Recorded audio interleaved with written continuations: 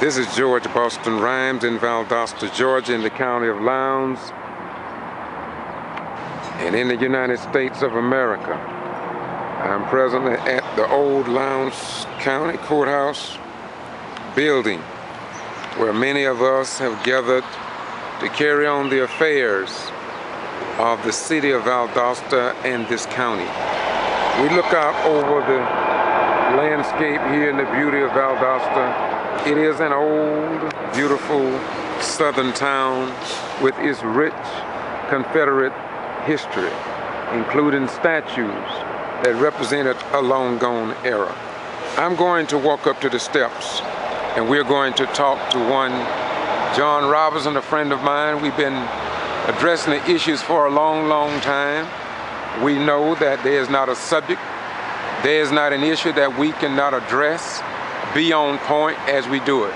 So this morning, while sitting down here in the city of Valdosta, we decided to come out and share with you what we do, because we want you to know. How you doing, my beautiful brothers? Tell us what's on your mind, and let's talk a little bit about the Commander-in-Chief of our armed forces of the United States of America, especially about all of our sons and daughters who are in uniform but yet must put their life on the line under the authority of President Barack Hussein Obama. What say you, my brother? Well, sit here in front of this old courthouse between the two great pillars of society, looking upon these old stones that was once made shape from a rough ashlar that was made fit for a building. We got two great men that's being shaped for our society, for these two great pillars. I have one on my left, and there's one on my right. They have a name. I'm not going to reveal the names, but they are the great pillars of society. So are these two men that's running for the candidates of such a great nation, the United States of America. They kind of like this old rough ashlar, being shaped and formed to make fit for such a building of our society. We watched the debate. Some said that our Commander-in-Chief did a poor job. I think he did an outstanding job. I believe that it was a strategy that helped remove such things that's embedded in our great nation. See, I'm sitting here at the courthouse of Valdosta. On the corner of the building, we got a Confederate soldier standing over here at my right. That's a true representative of the South. And our president is a representative of all the people, not nothing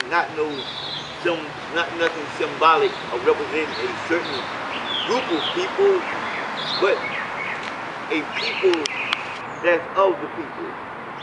I believe that he did a very unique job. I'm not going to say it was very, very, very outstanding, but I think he did a very unique job by being self-preserved. That gives you the signs of a wise man, the type of man that I would like to see run my nation, not a man that gets up and just grab off at the jaw because he's able to run his mouth like a motor mouth. See, Mr. Mitt was running his mouth like he's a motor mouth, that he don't have nothing to conserve. But this man is the acting seated president of the United States. What do you expect? How you expect him to react? He's the first black president of the United States. How do you expect him to react? But one thing for sure, he started Mitt Romney up to rip him apart. He ripping him apart. He's discrediting him right now as we speak. He's being discredited. And when the next debate come around, you're gonna see what the difference is. And you're going to see the polls go show it dramatically.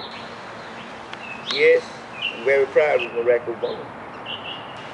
And I do believe that we as a nation of people need someone that's going to represent the people.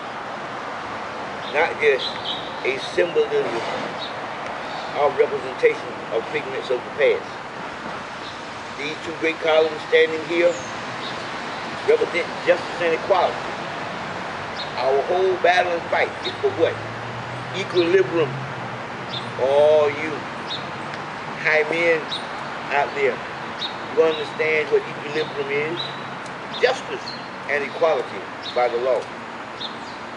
It's always in the balance of which way it's going to go. We understand about the economy, but we understand the corruption that's throughout our entire system, from the federal government all the way down to the local governments. The impediments in our city is prime example. We need some monies on the south side in our cities, money that's allocated from HUD down here get manipulated, misplaced.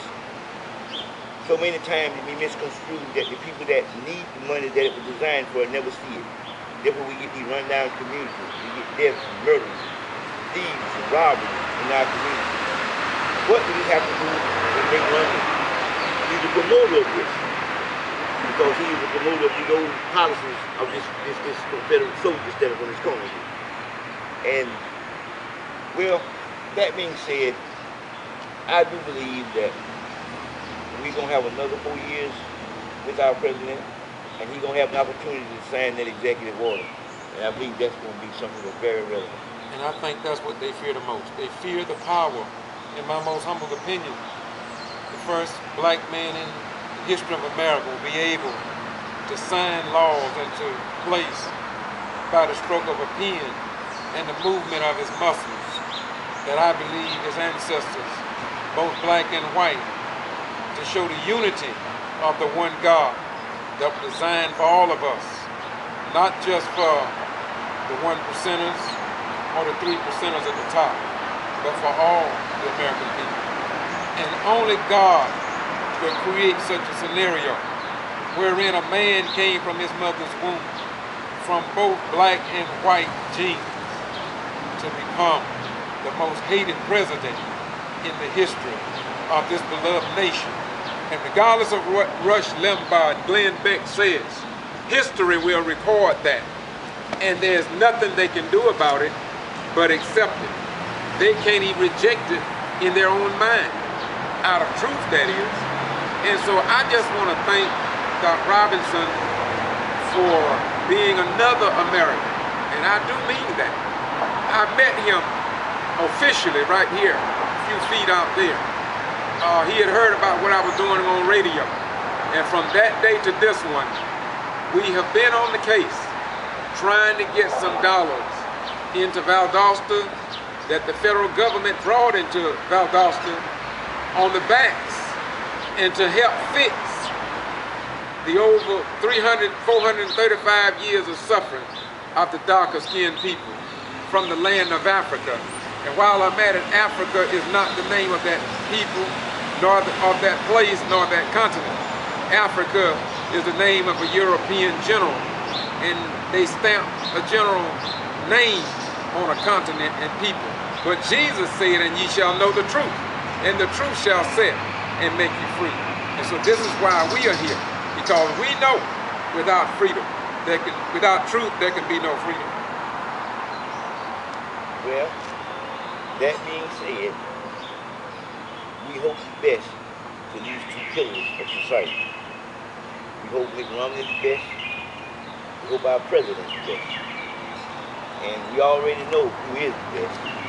And we want the best to continue to run, continue to do the best job that he's doing. And go, Mr. President. Go, Mr. President. Go, Mr. President. Do what you do. Best. And radio friends and listeners, and you who gather this on YouTube, just remember, we are not who we claim to be, but who we prove ourselves to be. Over a given period of time. Bye-bye, we're gone. This is George Boston Rhyme and Mr. John Robinson sitting on the old courthouse step because we want to go to the old ancient landmark wherein it is written, God have no respect of persons, and nor do we. Bye-bye, we gone.